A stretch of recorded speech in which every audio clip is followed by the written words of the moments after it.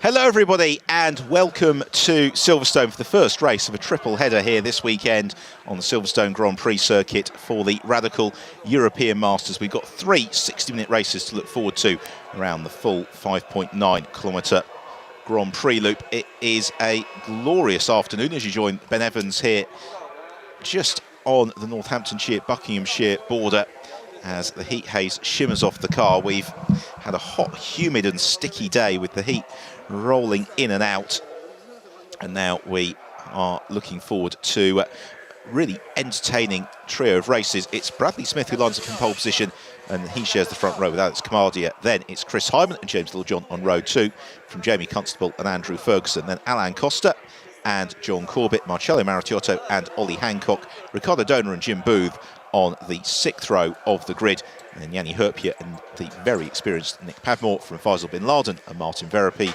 Jason Rishover and Richard Carver, Simon Hulton and Konstantin Kukayev, then Wesley Fonjani, Jean Gandar and Mark Crader completing the bumper 23 car field.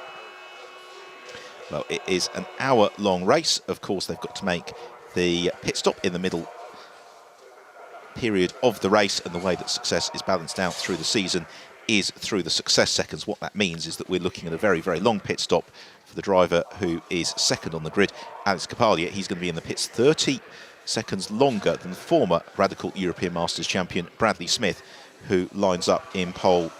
And Bradley running in the works car under the MechTech banner.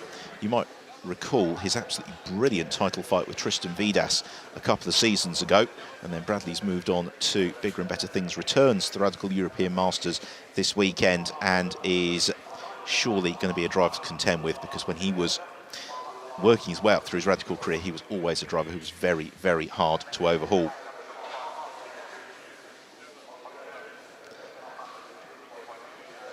Second on the grid then for Alex Kapadia, and he is alongside the effervescent Manhal Alos, and Alex and Manhal have been a solid combination this year, but in terms of the championship, they are still trailing due to the consistency of Tony Wells and James Littlejohn. And Wells and Littlejohn a little bit lower down the order. It's just waiting for the signal for the cars to set off on their green flag formation lap ahead of the rolling start for this 1 hour race, the first of three 1 hour races this weekend for the Radicals. It's a very busy weekend of racing for them in the Silverstone Grand Prix circuit, one that is really quite punishing for the drivers in terms of the physical demands that it places on them. Also in terms of the tyre and fuel consumption as well. We have seen in previous rounds attempts to be a little bit too brave on the fuel economy, and so I'd imagine that we'll see the cars getting a healthy top-up of fuel through each of the pit stops. So here's the bright red car of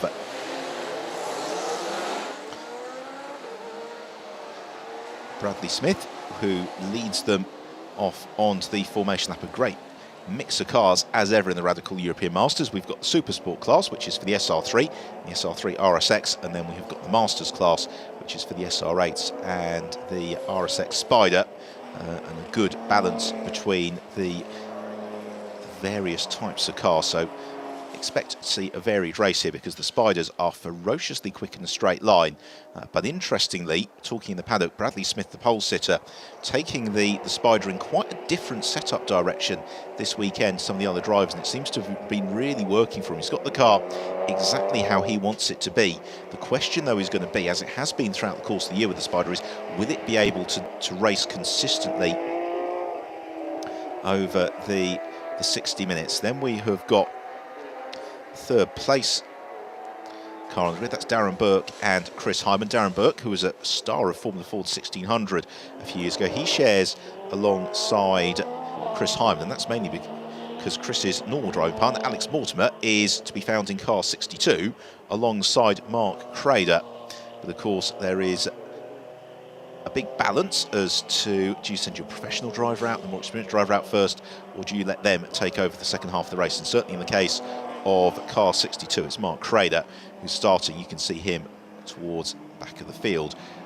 Also, Alain Costa is taking to the start in the number 20 car that he shares with Johan Scheer. And Johan, another driver who has been absolutely spectacular when he's got the bit between his teeth and really pushed in some of the races so far this year. Catching a glimpse of the Saudi Falcons car, that's shared by Faisal and Talal bin Laden. And Faisal bin Laden in particular was hugely impressive at Spa-Francorchamps early in the season, really got his SR3 RSX working as he would want it to. And that is the metallic green entry.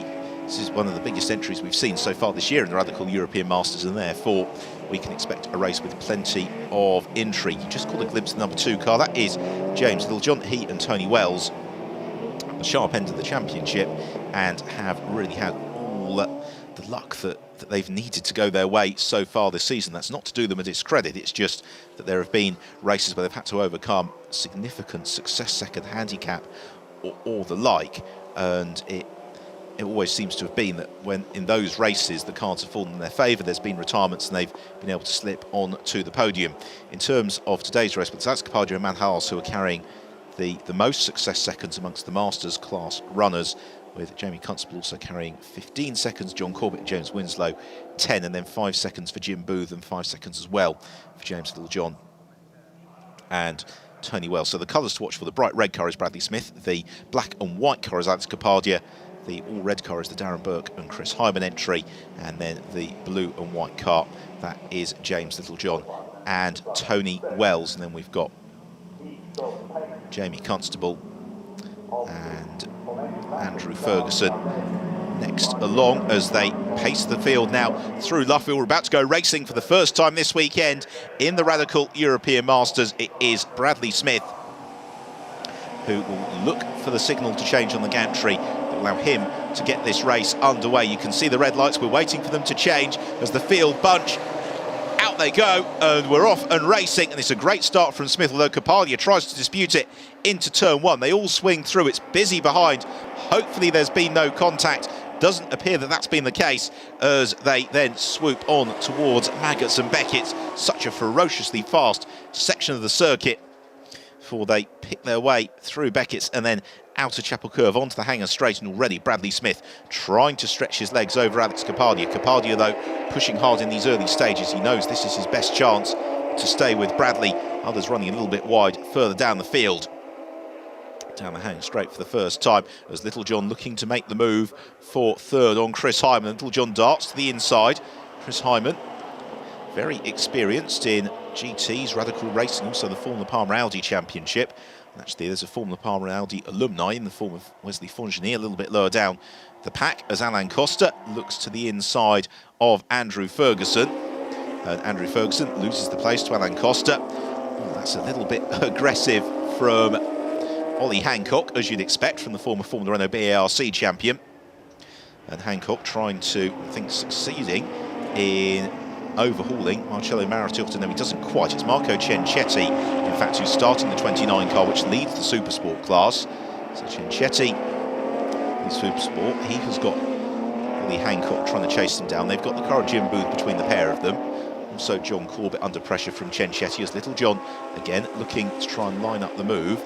Just wondering whether or not that is Darren Burke's helmet and not that of Chris Hyman. Indeed it is. So Darren Burke under pressure from Littlejohn, who pulls the pin and goes for a very late move. That's a great pass from James Littlejohn into Brooklands to take third place.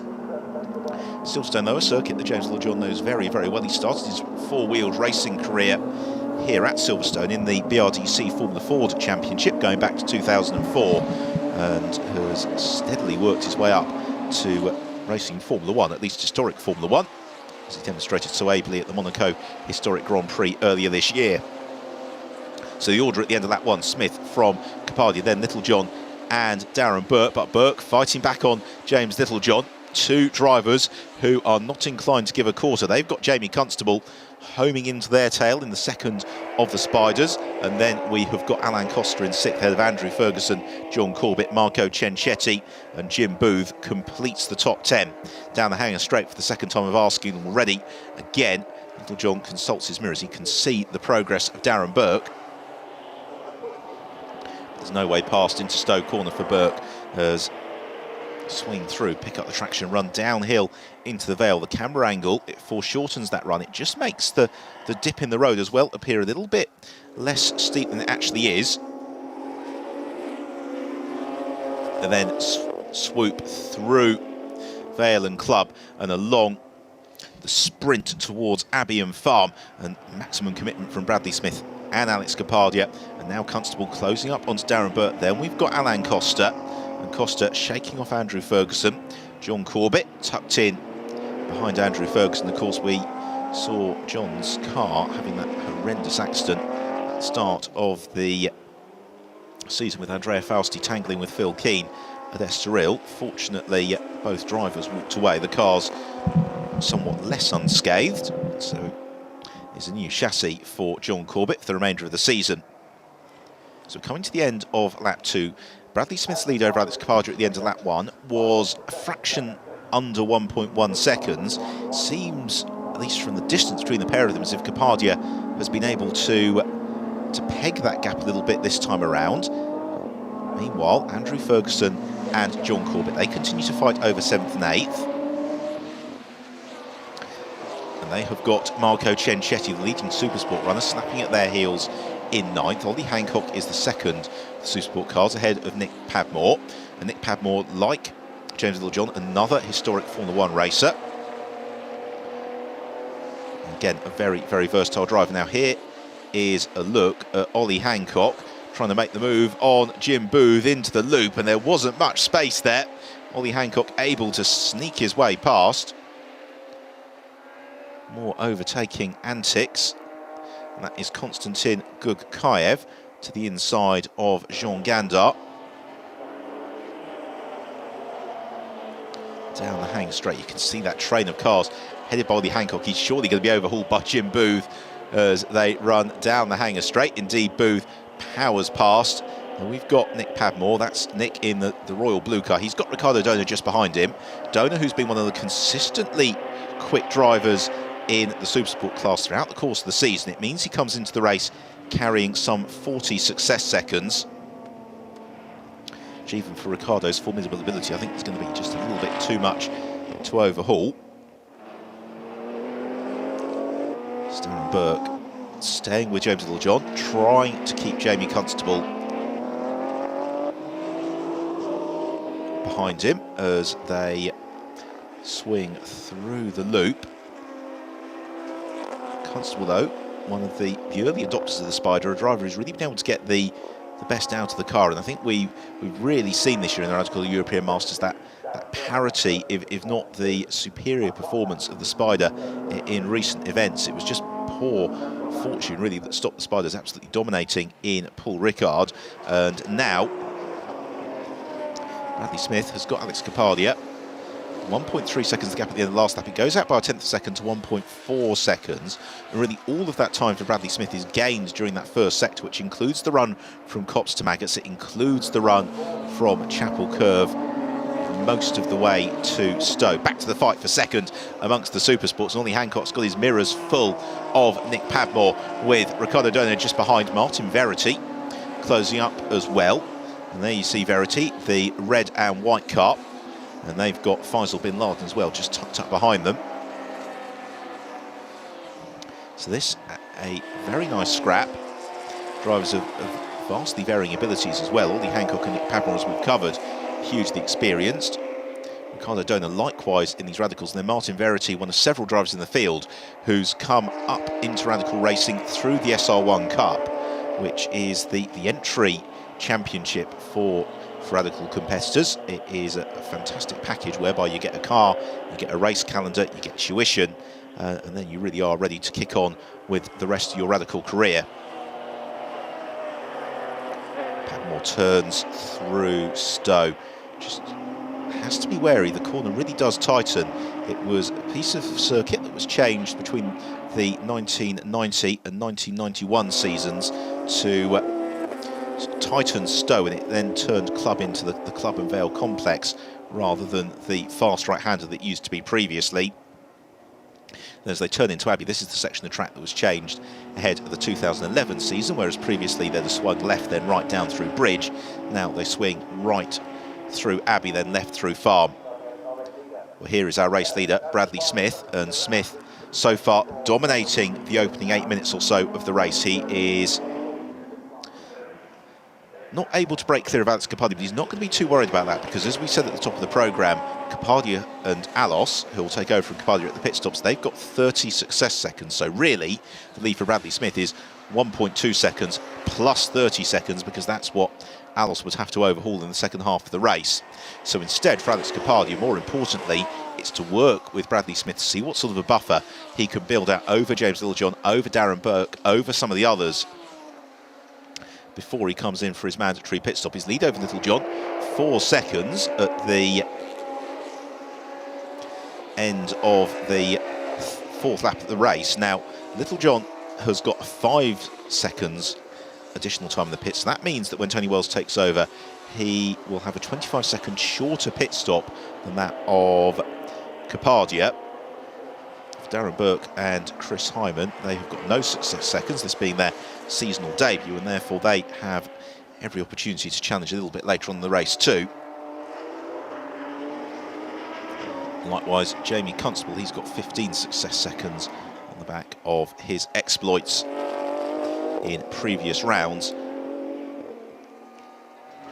Constable staying with Burke, and then there's a big gap behind Jamie Constable back to Alain Costa, who's some 7 seconds back. There is Costa.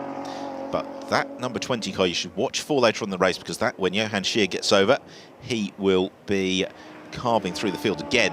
The difficulty really this season for Costa and Scheer, they certainly at the opening event of the year in Estoril looked as if they could be championship contenders, but unfortunately a few spins on behalf of Alain Costa and a couple of scrutineering issues have really cost them what otherwise would have been some absolutely excellent results.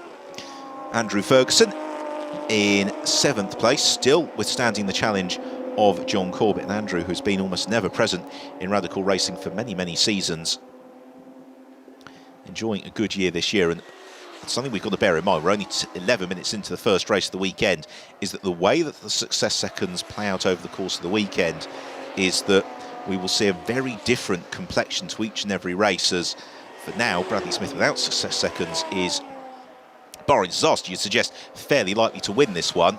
However, as the success seconds accumulate, it's going to bring others into the mix for the 2 races that we've got tomorrow. John hurls through Beckett's, sets up nicely for Chapel Curve, and the real challenge with these SR8s is they're such physical, powerful cars.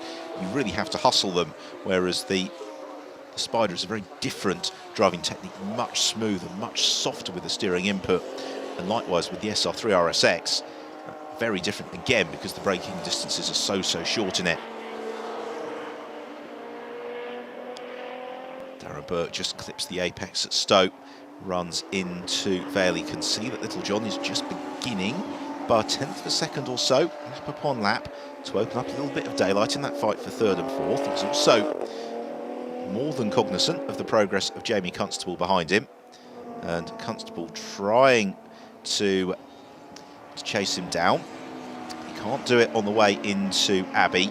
It's through Abbey and then Farm, where Darren Burke can just take advantage really of hurtling the car through, hustling it, buying himself a 1/10 of a second or 2, which he knows he's going to lose to Jamie Constable once Constable can open up the Spider turbo as he comes down the Wellington Straight. Meanwhile, that is a very fast off for Faisal Bin Laden, who fortunately gets the car stopped before he comes into contact with the Armco barrier. I suspect that those tyres are more than flat spotted.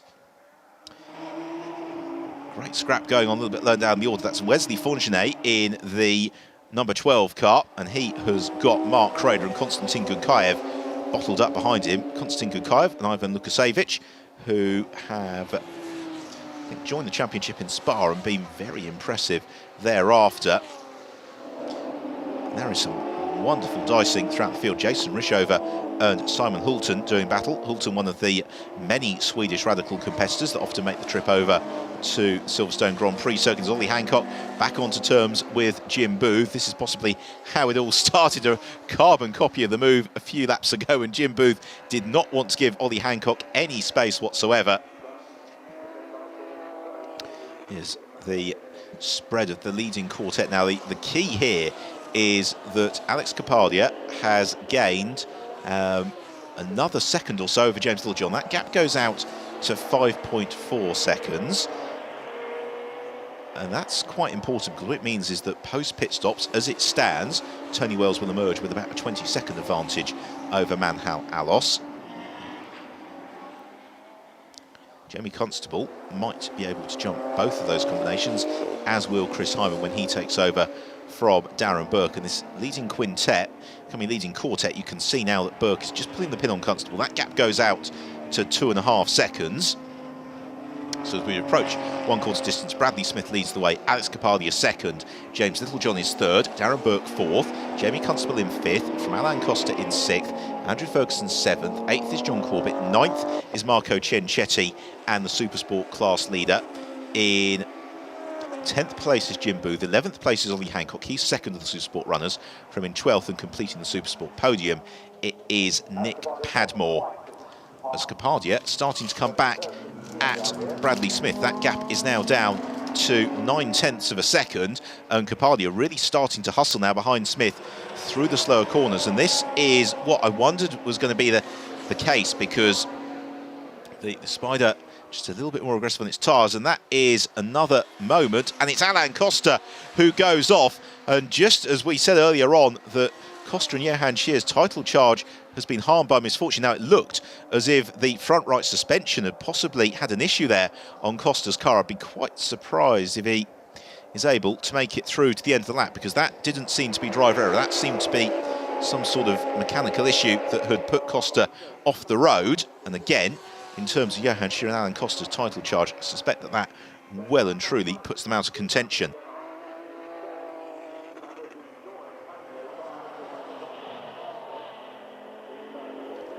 Darren Burke still staying with James Littlejohn in their fight for third and fourth. Oh, and another spin, and that's John Corbett. As a result of that spin, would appear to have won the star prize, a black and white warning flag for track limits. He's far from alone in having received that honour. Faisal bin Laden, again, you saw his track limits with that massive spin. And Konstantin Gukayev also received it. Here is Marco Ciancetti, the leader of the Supersport class, in the car that he shares with Marcello Maritiotto. And you can tell it's Ciancetti, by the way, just because of the multicoloured helmet. Marcello himself runs with a black helmet. Meanwhile, Jim Booth on to terms with John Corbett, who's recovered after that spin. Then Ollie Hancock, Nick Padmore and Ricardo Dona still running in close contention. There's a change for the lead. Alex Kapadia is ahead of Bradley Smith. And yeah, just wonder if Bradley is beginning to have got through the prime window for those tyres. Here we see it. It's coming out of the loop through Aintree. And Bradley tried to close the door, running out very, very wide. Wisely, though, waiting till the asphalt section to rejoin the track rather than risking everything to veer back on and possibly pitching the car into a spin. Now, this for Alex Kapadia is the golden opportunity to make a buffer whilst the sun shines at Silverstone. We know he's going to go deep into the pit window before handing over to Manhal Alos. We know he has got 30 success seconds in the pits when he does make his stop, and therefore Kapadia now really needs to press on and push. And this is not what we were expecting from the form, but now whether this is Bradley Smith playing the long game, as he is so good at doing, which is recognising that Kapadia's got those success seconds, recognising that he doesn't need to risk the car holding Kapadia off, and that he may well emerge from the pit stops with the advantage anyway, and therefore just driving to a set lap time as Andrew Ferguson rather gets into trouble as well at Brooklands, outbrakes himself, runs a little bit wide.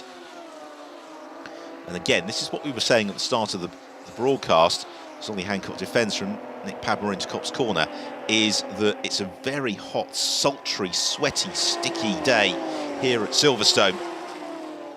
As we're approaching 1/3 race distance already, that driver fitness, maintaining those peak levels of concentration, possibly just starting to be affected now.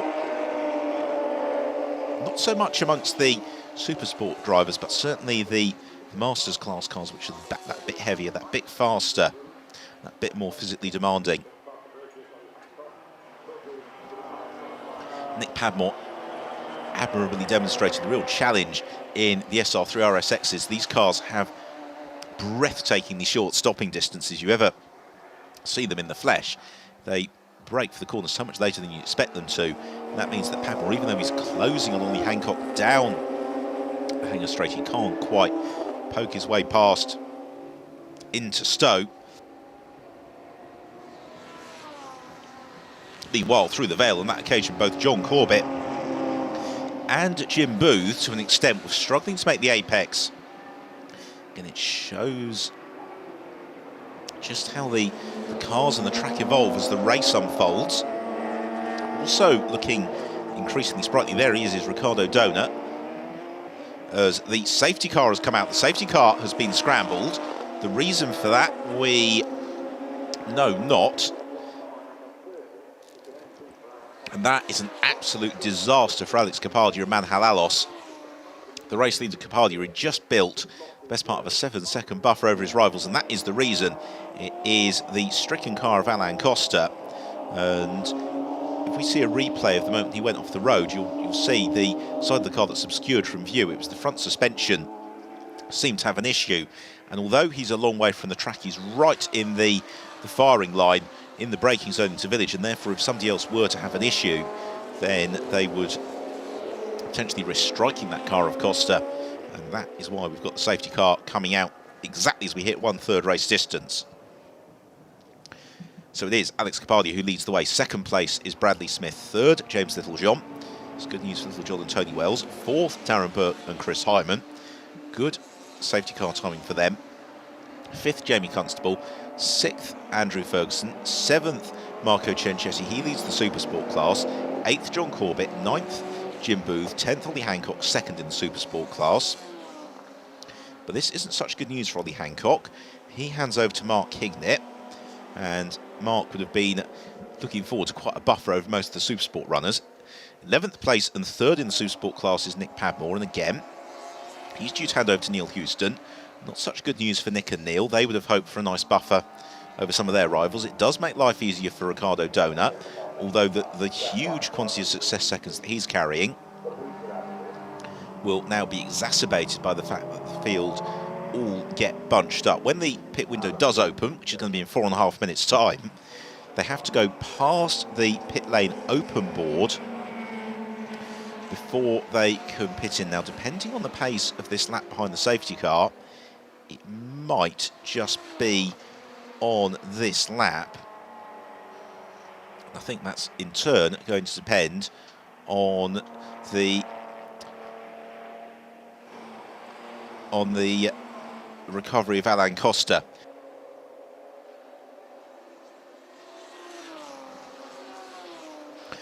So there's the safety car as Alex Kapadia queues up behind it. Now, the car that needs recovering is that of Alain Costa. He suffered broken suspension on the way into Village a couple of laps ago. The car, although well off the circuit, is right in the firing line if anybody else was to have a breakage or an issue coming to that section of the track. That's why we've got the safety car on the circuit. The question is then, well, how quickly can it be recovered? Will it just be a single lap safety car period, or will we be looking at a couple of laps? All the while, though, the clock continues to tick downward from 35 minutes on the race clock until 25 minutes on the race clock is when we're going to be seeing the pit window open. And I suspect if we do have a more prolonged safety car period, that we potentially will see everybody pitting in on more or less the same lap. Otherwise, we might still see the likes of Kapadia and Darren Burke staying out, trying to rebuild a little bit of a buffer. But this certainly plays very nicely into the hands of those that have decided to put the professional driver in the car later on. So certainly car 62, Mark Crader, who's currently in 18th place, he is very well poised for a good result in the Supersport class when he hands over to Alex Mortimer. Likewise, John Corbett in 8th place. He has got the former Asian Formula 3 champion, James Winslow, waiting in the wings to take over in car 69. And again, Winslow is going to have a profoundly reduced buffer to contend with. Now here is where the car is being recovered, and there we go. The JCB in position. Now that is unfortunate. I don't think that's going to be completed by the time they get to the start and finish line, so we are going to have a second lap behind the safety car. It slightly prolongs the safety car period and will take us into the pit window by the time we do go green, and also quite deeply into the pit window as well. This lap is on course to probably be about 3.5 minutes by the time they get to the end of it, and the pit window won't be shunted by this safety car period, so might be they're only going to have time for 1 or 2 laps before they do have to come in for their pit stop once we do get green, and then it's going to make for quite a different race. I think the one driver who this doesn't really have a big effect one way or the other is Bradley Smith. If anything, it's potentially quite good news for Bradley, as a bit of bodywork gets kicked up and thrown as they came out of Luffield. And for Bradley, it's a chance to cool the tyres down somewhat, and that might play into his hands. Now, from whose car did that debris get kicked off? Was it one of the front runners, or was it just something that was lying on the track? The whole field now queued up behind the safety car, and that last lap was indeed a 3 minutes and 33. So they're going to come back around probably with about 32 minutes left on the clock, more or less at half race distance. It will leave some 7 minutes left in the pit window, so that will give them a maximum really of 3, maybe at a push, and they get the timing right, 4 laps before they absolutely have to come in. And Capadia, prior to that safety car period, his lead over Bradley Smith was 2nd or so. His lead over James Littlejohn, more significantly, was 6 seconds or so, and that was after 9 racing laps. So at best, Capadia's probably looking at being able to build a 2 or 3 second buffer over the rest of the field before he has to come in to hand over to Manhaus and sit through what will feel like an absolute eternity's worth of success seconds. That said, the success seconds format is generally pretty popular because what it avoids is the need to put ballast onto the cars, and once you start doing that, it leaves drivers chasing the setup, whereas the success seconds balance out performance over the course of the season, gives everybody a chance of victory, or a better chance of victory, but it does it in a way that still allows everybody to run exactly the race car that they'd want to. Well, there's the confirmation that the safety car is going to be coming in on this lap. So we've got half a lap or so behind the safety car. I'd imagine the pace of the safety car might just get picked up a little bit here on in, now that the recovery of Alain Costa's car has been completed.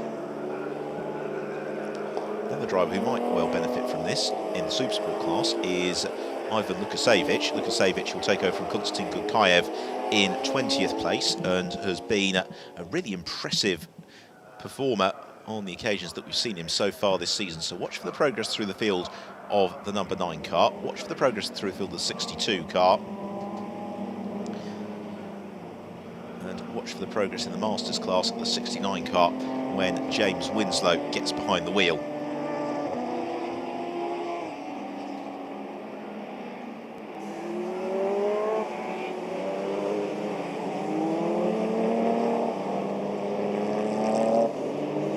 So the pack now heading out of the loop. This is the point where Alex Capadia is going to start to run his own pace, I would suggest, and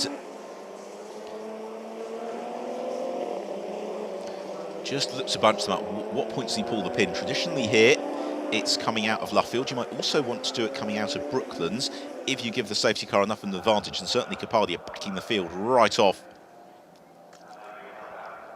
which would suggest maybe he wants to get this race underway, take advantage of a really quick run through Luffield. That will certainly give him a little bit of an advantage over Bradley Smith in the Spider. So that could be Capadia's game plan. Indeed, that's exactly what he does. He sprints from Brooklands to Luffield and then picks up the throttle through the long right-hander, and it's exactly served its purpose. It buys him a second over Bradley Smith, and it means that James Littlejohn and Darren Burke can do absolutely nothing as we do get the race back underway. And Capadia sprints through. They'll have seen that the pit lane is now open, so the pit stops will start from next time around. This is the fight for third. The blue and white car of James Littlejohn has got Darren Burke, the red machine, bottled up behind him. Then we've got Jamie Constable, who again will have enjoyed this safety car period. It cools his tyres down, gives him a chance to get back onto terms with the SR8s.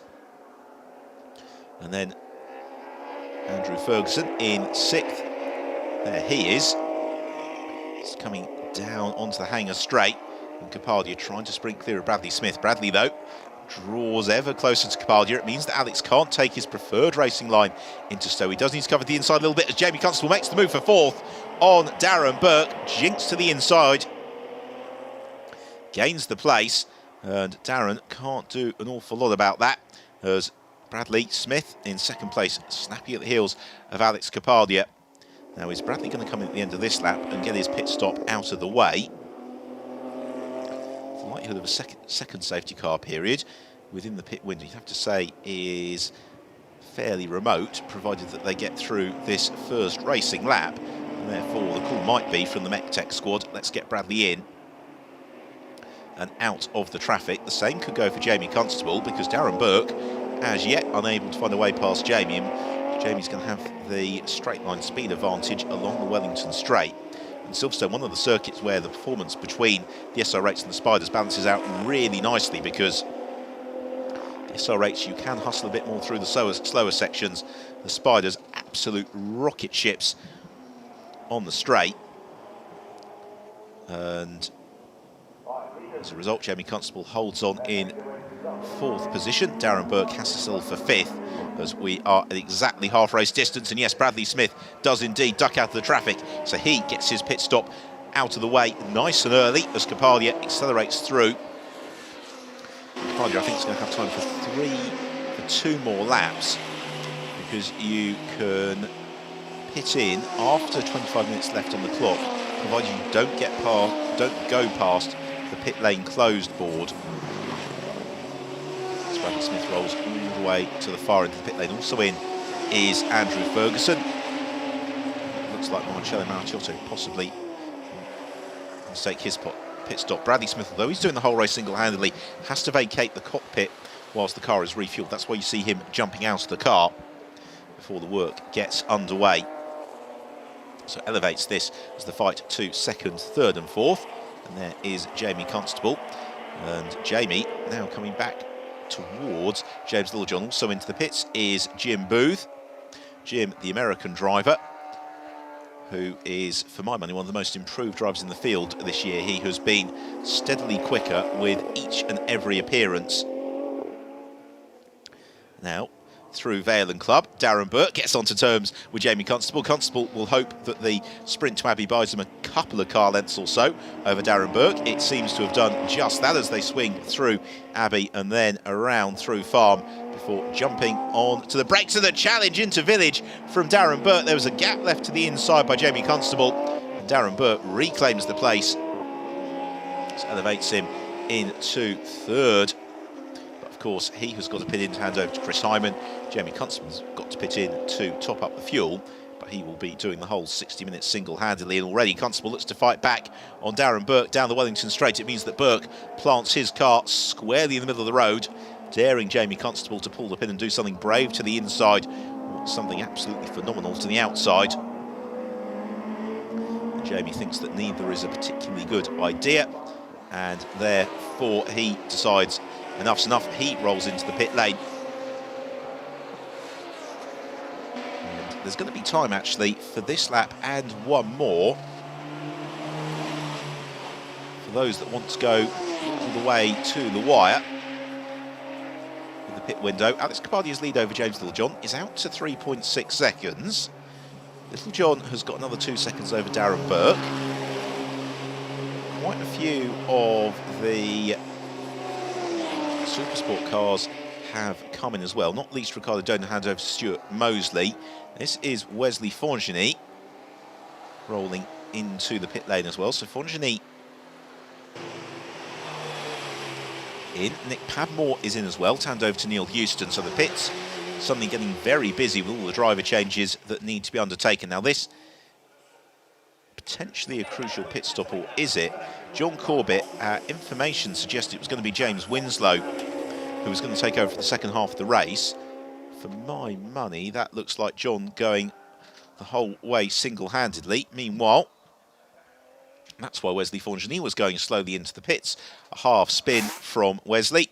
He gets back up to speed as we rejoin the live action with Darren Burke trying to chase down James Littlejohn. Both of them trying to manage their pace to Alex Kapadia as Alex Anderson takes over from Simon Hulton. The two Swedish drivers switching places. Nick Padmore is, well, rather, that's Konstantin Gudkaev and Ivan Lukasevich. Switching around, Ivan gets strapped in. And the SR3s, the Supersport class cars, by the way, don't need to refuel. That's why you're seeing them having what would appear to be more straightforward pit stops. Now, this is the challenge here for Kapadia, as he's getting the hammer down. He's getting in and amongst some of the traffic. That's Martin Verity, who has emerged from the pits following his pit stop. It's Yanni Herpia who's the next target for Alex Kapadia. And that did lead to a somewhat slower lap from Kapadia last time round. It was a 2 minutes 4, as opposed to a 2 minutes 1 from Darren Burke. Into the pit lane, meanwhile, has come James Littlejohn from second. That's to hand over to Tony Wells. And now, Kapadia going absolutely to the bubble, as is Darren Burke, as is Faisal Bin Laden. They're the only three that we haven't yet seen in the pits. But look at this, that confronts Alex Kapadia down the hangar straight, as Marco Cencetti ducks into the pit lane to hand over to Marcello Maratiotto. Cencetti removes the seat insert, and the Swiss-Italian Marcello Maratiotto, something even ever present in radical racing, jumps in now. This is the difficult bit for Kapadia. He has got a battle ahead of him between the Finnish driver Yanni Herpia, that's the all-black car, the yellow car of Alex Anderson. And it's Anderson who gets caught first of all by Kapadia, who ducks out at the last moment. He sprints past Anderson. He doesn't quite have enough to get past Herpia as well, but it means that the in-lap for Kapadia is not going to be what he was hoping for. And the gambler staying out a little bit longer has, well, the benefit of that has been offset slightly by the SR3s that have all had their pit stops, including one that sounds like it was all a little bit sideways and at sea in front of Kapadia. But he seems to have navigated whatever choppy waters were ahead of him. And he's only now going to be able to move clear of Herpia as John Corbett, who would seem to be doing the race single-handedly, picks his way past Wesley Fongenay. It's a bit of a shame, really, that James Winslow's not in the car, because I think James would have otherwise been an outside shot for the race victory. Now, Kapadia just seemed to be boxed out a little bit as he was looking stuck into the pits there, and he makes it in safely. Overhauls Wesley Fongenay to boot. Also in is Darren Burke, who had a much better in-lap by comparison. It means that Kapadia's advantage over Burke is minimal. So the changes that are going to be affected are Alex Kapadia to hand over to Manhals. There's Manhal in the black and orange helmet. Chris Hyman's going to take over from Darren Burke in the red 21 car, and Jim Booth picks his way past Marcello Maratiotto. We're going to get a sense in a lap or so's time as to the order post pit stops, and then I think probably what sort of gaps need to be chased down and by whom. For now, there is plenty of frantic on-track battling as Ivan Lukasevich applying all sorts of pressure to Marcello Maratiotto. Wesley Fongenay gets the car checked over, and yes, Lukasevich has moved clear of Maratiotto. Now that could be very significant. The black number 9 car ahead of the red 29, and we said that Lukasevich was going to be somebody who would benefit from the timing of that safety car, and so it proves, at least in the early stages of this stint. But we have still got a third of the race to run here at Silverstone, the opening race for triple header this weekend in the Radical European Masters. Chris Hyman just being strapped into the cockpit of the 21 car, and like in GT racing, all the teams practicing their pit stops, making sure they run as smoothly as possible, because whilst you can't really gain time in the pits, you can certainly lose it. A fumbled pit stop can undo plenty of excellent work that you could do out on the track. So Chris Hyman heads out of the pits ahead of Jamie Constable. We'll now have a very, very long wait. Here comes Manhal Alos, who emerges now. Alos, of course, with those 30 success seconds, it was always going to feel like a very long pit stop. But it seemed as if it was possibly the slightly slower pit stop for Chris Hyman, because Hyman certainly didn't come out of the pits 30 seconds clear of Manhal. So that could be something that weighs in Alos's favour. The first car, though, he needs to catch and pass is Jeremy Ferguson. There's Jeremy, the blue and white checker entry. Then behind him is Neil Houston. Then we've got all of this Gagler Supersport class. That is Talal Bin Laden on his outlap, and he has got the 62 car. Well, again, it was Alex Mortimer on the entry list. It looks like it's Mark Crader's helmet. So Mark potentially going to do the full race distance. We are on the 17th lap of the race. At the end of this lap, we'll be able to give you the definitive order and a little bit of an indication as to how the race is going to unfold over the final third. What we can tell you, though, is that Manhal Alos, we watch now, as a result of those success seconds, won't be leading. At the end of this lap, it's going to be Bradley Smith.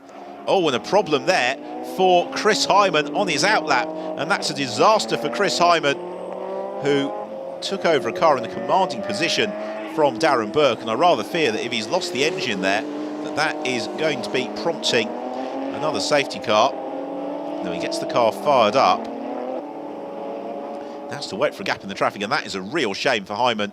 He and Darren Burke were poised, arguably, for a podium. Meanwhile, Bradley Smith has come past us. He leads the way. So Smith leads 17 seconds his advantage over Tony Wells.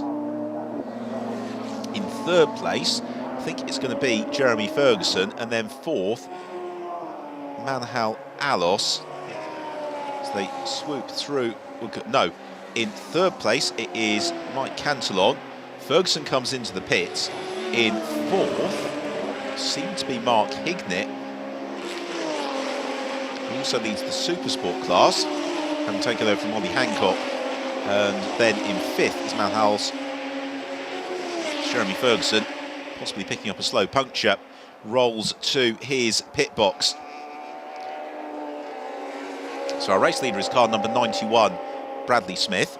We are watching the fight for fourth and fifth. Mark Hignett taking advantage of a superb drive from Ollie Hancock, coupled with favourable success seconds, as Jeremy Ferguson,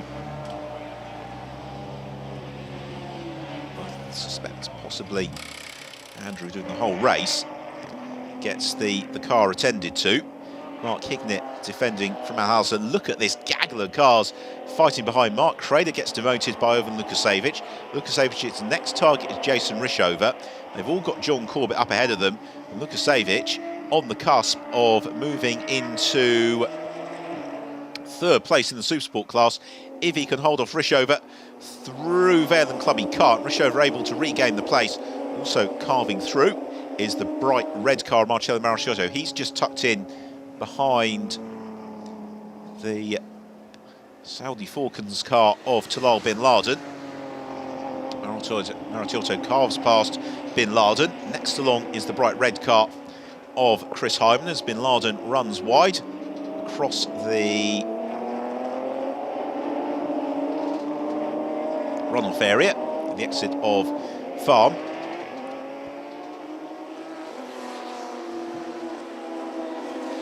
Out of entry, down the Wellington Straight once more. Here is a replay of the continuing adventures of Wesley Fongenet. Another half spin. So easily done though, because the SR3s have so much aerodynamic grip that you have a very, very fine window between having all the grip in the world and absolutely none at all. Gianni Herpia busy scything through past Maracciotto. Trying to get past Maracciotto, it was Mark Crader, I think, who he demoted, and more problems there for Chris Hyman. The 21 car smoking. Now, that is from damaged rear bodywork, isn't it? Yes, it is. You can see the rear arch has been lifted, and that's probably rubbing against the tyre, which is prompting the smoke, rather than anything more mechanical. Yes, I can definitely confirm from the aroma pervading the commentary box that it was indeed the tyre smoke that was rubbing. Nonetheless, it's a long way to go for Chris Hyman. 5.9 kilometres back to the pits to get that scene to. Effectively removes any hopes that he would have had of a strong result. So the order just settling down. Bradley Smith is the race leader. Tony Wells is second. Smith pulling away from Wells. Mike Cantillon is third. In fourth, we've got Manhalos. Fifth and leading the Supersport class is Mark Hignett. Sixth and second in the Supersport class is Neil Houston. Seventh is Jim Booth. Eighth is John Corbett. Ninth, Ivan Lukasevich. He's the third Supersport runner. And 10th is Jason Rishover. And he is fourth in Supersport class. Now here comes Stuart Mosley. And Mosley, who had all those success seconds for Ricardo Dona to overcome, 40 or so of them, but he is driving with a bit between his teeth, a driver with huge success in years gone by in radical racing. He's only got 16 minutes, about 8 laps or so to play with. That might be enough. Here is our race leader, Bradley Smith. Bradley Smith leads by 26 seconds over Mike Cantillon, because the second place car Cantillon has overhauled Tony Wells, and Wells might be having a problem here. His last lap was very, very slow, and he's being caught at a rate of some 6 seconds lap as well by Manhalalos. And well, we saw Bradley Smith taking out the lead earlier on, and then just whipping off the pace a little bit after 15 minutes. Now here comes the second place car, and my apologies to Jamie Constable, because that's quite clearly him behind the wheel. It's not Mike Cantillon's distinctive Irish flag helmet. So Constable going all the way to the flag, and Jamie really got this car working on occasion last year, was looking very good at Paul Ricard too, and he is set fair for a very strong result at the moment. Now, what happened to Tony Wells, I wonder? Meanwhile, this is the fight for the lead of the Supersport class. It is the blue and white car, Mark Hignett, head of the Royal Blue and Gold car of Neil Houston. Those are the two cars to watch for. Wesley Fongenay about to go a lap down. Now, where does Neil Houston pull the pin and make the move? Thinks about into Vale, but again, the closing distances are so short, but Hignett might do the job for him. He runs wide into Club. Surely he can't close the apex. And indeed, that's pretty much exactly the case as they come out, though, but there's no way past for Neil Houston. There is a way past for Jim Booth. He sprints past in the Masters class car and makes fairly light work of both the Supersports, as you'd expect. Now Houston challenges the outside at Farm, tries to get to the inside line into Village. This is good defensive driving from Mark Hignett. It's not maybe the most elegant, but it's certainly been effective until now. But he runs wide at the loop, and that's the opportunity that Neil Houston needed. He darts through, takes the lead of the Supersport class, moves up into 7th place overall, following their mutual demotion by Jim Booth. Here comes John Corbett. Again, Mark Hignett and Neil Houston not racing John Corbett for championship points. They're only racing him for the scratch race results, so that they'll be quite happy, I expect, to let the Spider go to focus on their own race. Now, the car that's really intriguing me is the number 2 car of Tony Wells, because Tony is really struggling for pace. His previous lap was a 2 minutes 10. He's just on a 2 minutes 9, and that is opposed to sort of a median time of a 2 minutes 4, which is what we'd more or less be expecting to see the amateur drivers in the Supersport class car doing, or rather the Masters class car doing. So just wonder whether or not Tony is nursing an issue. Meanwhile, Chris Hyman was able to bring his car back to the pits. He has been in, got it serviced, and on his way again, albeit in some 20th position. Now, Ivan Lukasevich, this is the move for 2nd place in the Supersport class. Lukasevich looks to the inside as they turn into Stowe. There's no way through there for Ivan Lukasevich. Instead, Mark Hignett again, maybe excessive in his use of the mirror, and it possibly distracts him from the braking point into Vale, but that is a little bit smoother than it was last time. But Lukasevich, you can just see the poise of that number 9 car. A little bit more controlled. You get the sense it's only a matter of time before Lukasevich is able to scythe his way past Mark Kignett. It doesn't happen, though, into Abbey, but it was a good opportunity to challenge on the brakes into Village, as Lukasevich bottled up behind, or rather, Houston bottled up behind Wesley Fonjani. Possibly hasn't seen the green flags as Hignett now leaves the door for Lukasevich, or does he? Mark Hignett moves across and closes the line. Here's the race leader, Bradley Smith, with just under 12 minutes left in the race. And Bradley, 30 seconds clear of the rest of the field, has really got the luxury to manage his pace through to the checkered flag. This is the battle for second and third in the Supersport class, as Houston still behind Fonjani. Now that is good news for Lukasevich, because as soon as Lukasevich can find a way past Mark Kignett, then he's going to be sprung onto terms with Neil Houston, as Houston continues to struggle behind Fonjani. Fonjani, he's had those moments as well. Oh, and a big spin from Mark Hignett at Copse Corner, and Hignett goes flying off and crunches into the tyre wall. And, well, he had defended robustly. It had looked a little bit wayward, and sadly the rear of that SR3 is deranged. Now here is a crucial pass. Manhaus is up ahead of Tony Wells. This is the battle for really the championship. And Manhaus making that move on Tony Wells. It promotes Alos to third. Now here's another look at it. Mark Hignett, he was too tight on the way in to Copse. He rippled over the curb, it broke away, and then the gravel trap slowing down the car. But nonetheless, it still thumps into the tyre wall, and Hignett emphatically out of the race. Now whether or not that's going to bring the safety car out remains to be seen. Whether or not it might provoke an early red flag also remains to be seen. We've only got 10 minutes to go. If we had another 2 laps on the safety car, that would only give us 4 minutes or so of racing time by the time we did get underway. Well, now that Manhaus is up into third, I don't think he's going to be closing up onto Jamie Constable in that fight for second. Constable has been consistently a little bit quicker than Alos over the course of this stint, so that the leading positions are relatively settled. And even if Tony Wells is nursing a fairly significant problem, he's the best part of 20 seconds clear of Jim Booth in fifth. So Bradley Smith heads through Club on towards Abbey, just putting the lap over Alex Anderson. Anderson currently in 18th place. For Bradley Smith, this is just as smooth as he would have hoped. Of course, the 2014 champion. And this is also going to be quite a unique event, I think, since the introduction of the Spider, because it looks like we're going to have the Spiders coming home in the first 2 places, and fairly emphatically so. As things stand, the best part of 50 seconds clear of the first of the SR8s, because the lead that Jamie Constable has got over Manhaus, 17 seconds.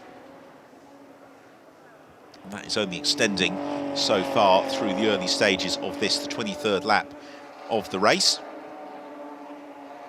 Constable on the brakes into Village, and the safety car does indeed come out for the second time this afternoon. So the race gets neutralised just as Stuart Mosley was about to move past Wesley Fonjani in the Supersport class. Meanwhile, it has all changed, because Ivan Lukasevich leads the Supersport class now from Neil Houston and Marcello Maratiotto, and Stuart Mosley was about to try and make that move. I think had in fact made that move on Marcello Maratiotto. So we've got 8 minutes left in the race. Question about whether or not the safety car is going to take us right up to the checker flag, or if we are going to have the time for squeezing in another lap or 2. It's going to be very, very marginal, I have to say, before we get to the end of the race. As I said, this is the first of a triple header for the Radical European Masters this weekend, and our first race tomorrow, our coverage will start around about 11:30, 11:35 British summer time, and then the final race of the weekend, that will be at about 4:45 tomorrow afternoon. So make sure that you do join us for those, as Bradley Smith, I think, knows that he has just about done enough. If he gets a good restart, there is the reason why the safety car is out. It is a case of Mark Hignett nil, the tyre wall 1. Fortunately, Mark okay, and the impact actually wasn't too bad, but the car stuck in the gravel trap, and I think also the tractor not on scene, it could be a while. Now, this is what happened. Mark just turned in a little bit too early in his defence of Ivan Lukasevich. The car got unsettled over the curb and then sprung him backwards across the gravel trap into the tyres and out of the race. Now, Jamie Constable in second place should have a fair amount of traffic, I would suggest, between himself and Manhal Alos in third.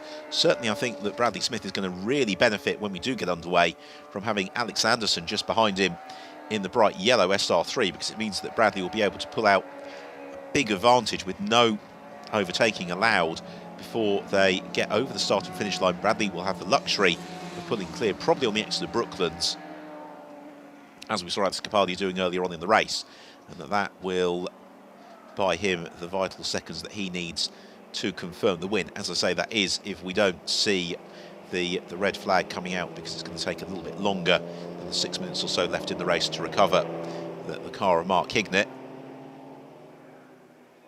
So the order is Bradley Smith leads the way. Second place, Jamie Constable. Third place, Manhalos. Fourth, Tony Wells. Fifth, Jim Booth. Sixth is John Corbett. Seventh, leading the Supersport class, Ivan Lukasevich. From eighth, Neil Houston. And then ninth place will be Marcello Maraciotta. That's another spin from the Bin Ladens. This time around, Talal Bin Laden. I imagine the tyres on that car now well and truly worn out. We're not having the safety car coming in on this occasion, so we do get back underway. We're only going to have probably 1.5 minutes left on the clock, so we're only going to have time for one more racing lap, if indeed we do get restarted, because the previous laps on the safety car have been about 3.5 minutes. We've got, by the time we cross the line, 4 3/4 minutes left on the clock. However, the fact they are continuing behind the safety car suggests that the race directors are confident that the car of Mark Hignett is going to be recovered at Copse in time to give us at least one more racing lap. The front runners lapping the time of about 2 minutes 2 at this stage of the race. So once the clock ticks below 2 minutes 2, we know that we're going to be heading into the final lap of the race when we do get restarted. Yes, that last lap behind the safety car was 3.5 minutes.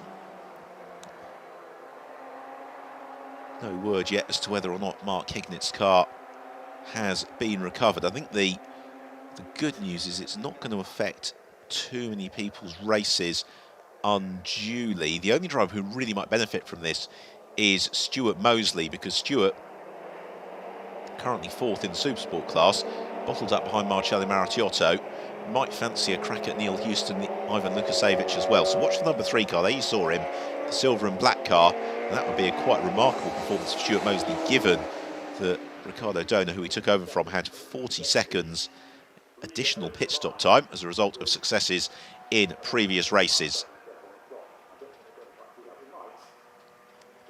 Field make an absolutely magnificent sight, weaving their way along the Hanger Straight on towards Stowe Corner. No word yet as to whether or not the safety car is going to be coming in on this occasion. I think we have to presume that it will be, because otherwise, why are they continuing to circulate behind it with the clock kicking down?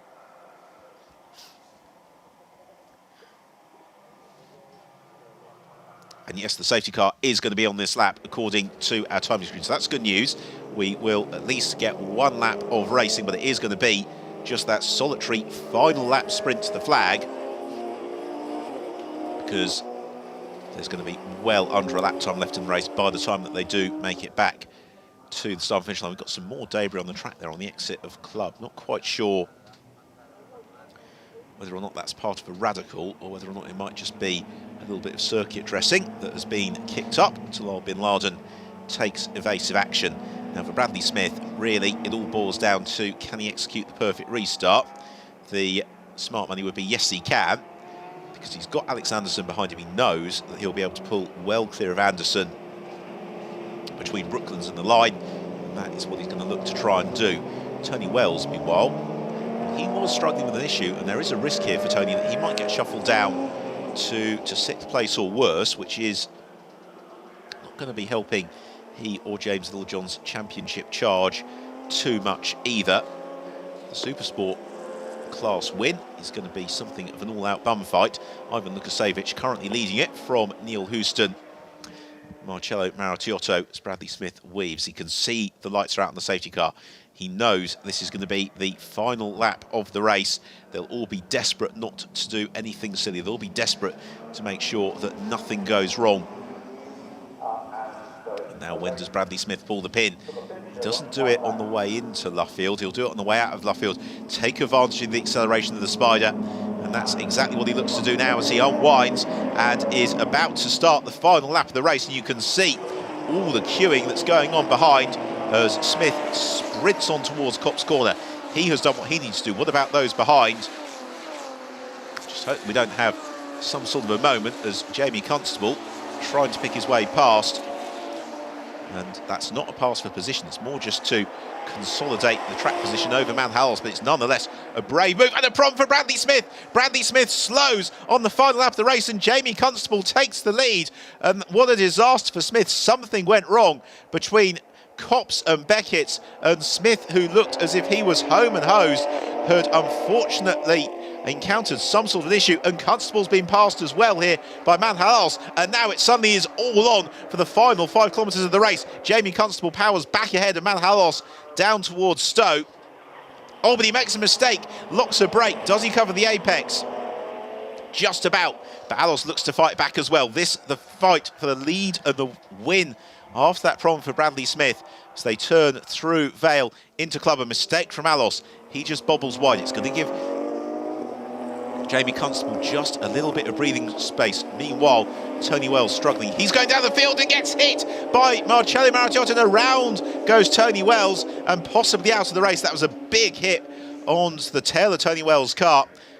The car does get going. I'd be amazed if there's not suspension damage, as here is Jamie Constable. It has been an absolutely manic final lap of the race as John Corbett is up into 3rd ahead of Jim Booth. They're fighting for the final spot on the rostrum, and Booth, once in, he looks to the inside of Corbett into the loop. They avoid contact. John Corbett gets the power down, tries to draw alongside. We've also got one of the Supersport cars snapping and trying to join in as well, as now Jamie Constable, he's just got 2 corners to negotiate in this absolutely wild conclusion to the opening race of the weekend for the Radical European Masters, as Jim Booth moves clear of John Corbett. That's good enough for 3rd place for Jim Booth. We've got Chris Hyman a lap down, however, but as part of the mix, as Jamie Constable accelerates through Woodcote for the final time, and Jamie Constable takes the most unlikely victory in the Radical European Masters. 2nd place going the way of Manhal Alos and Alex Kapadia. 3rd to Jim Booth. Brilliant drive from Jim. 4th to John Corbett, and Ivan Lukasevich and Konstantin Gunkayev win the Supersport class in 5th place. But what on earth happened to Bradley Smith? Here's the contact for Tony Wells, who was just very, very slow through Club, and Marcello Maratiotto had nowhere to go and thumped into the tail of Wells' car.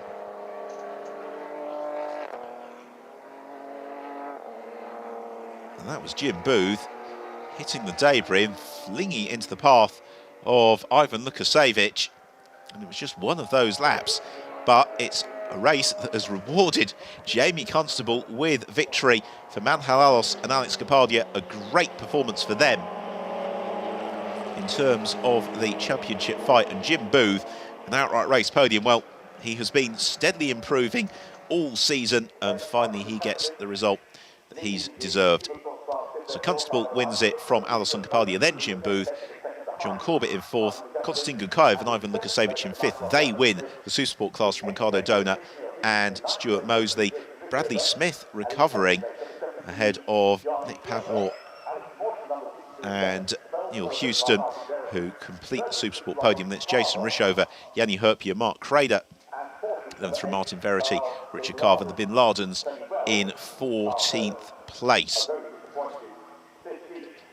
Tony Wells and James Littlejohn, well, they'll have to settle for 15th after that last lap contact, which also ruled out Marcello Marattiotto, Marco Cenchetti. So the two championship leads in the Supersport and Masters classes coming into contact in that frantic last lap restart and causing all sorts of problems.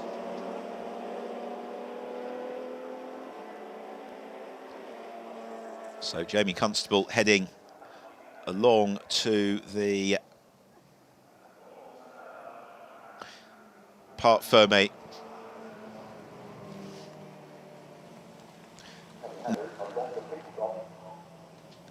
So Jamie Constable, well, Bradley Smith absolutely nailed the restart. He needs to do something. Went wrong for Bradley. He got himself up to speed once more, but the 10 seconds or so that he lost as a result of that restart, costing him the victory. So Jamie Constable rolls into pit lane and is going to come to a halt at the foot of the podium, and he scores victory in the first of this weekend's triple header in the Radical European Masters. Don't forget to join us for race 2. That's going to be for 11:35 tomorrow morning. So thanks very much for joining us, and we will see you tomorrow with more action from the Radical European Masters.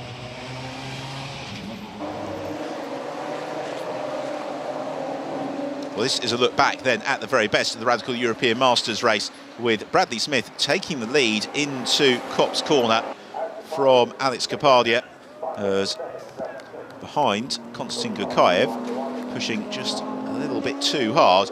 His battle with Jean Gandar, also in trouble, was Faisal Bin Laden, a huge spin for the Saudi Falcons driver. Ollie Hancock was in feisty mood, punching above his weight in the Supersport class car and doing battle with Jim Booth.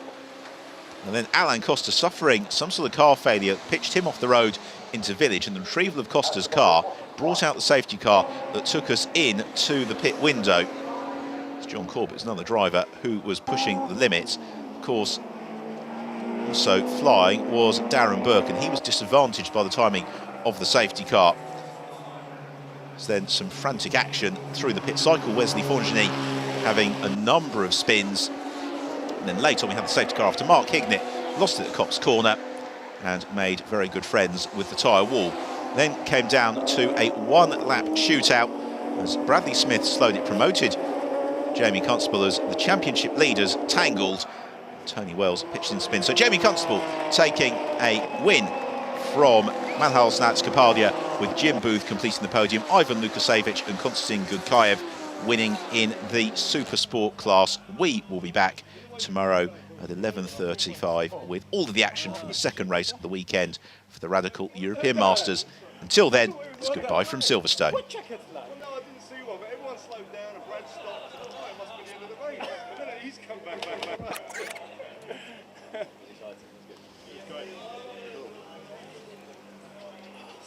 Just at the wrong time earlier on. Completely killed our lead in the end, but completely killed our lead. Okay. Just 2 laps before the pit stop as well.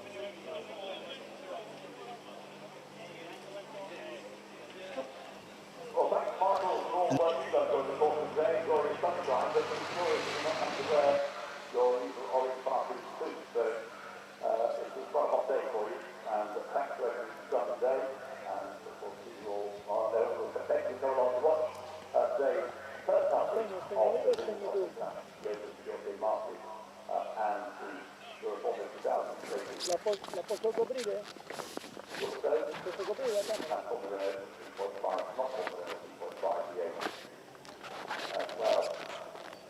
a me mi ha accompagnato qui, Marcello con Marcello.